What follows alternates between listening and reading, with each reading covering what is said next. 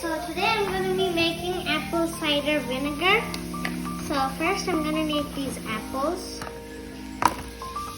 Take a few of them. I've already salted them. They have some salt. And they're peeled and cut.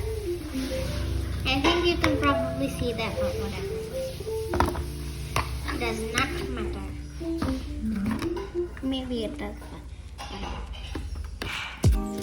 Okay, that's still like that. Okay. So I've transferred them. Now I'm going to add a teensy tiny bit of vinegar.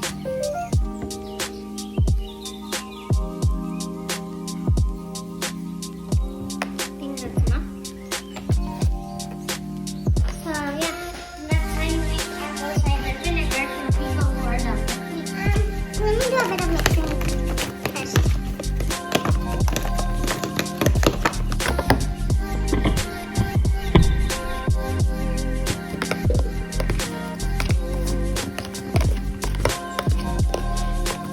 Actually, I think that's how you make vinegar flavored apples, but whatever.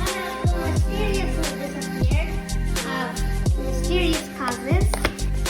But yeah. Cider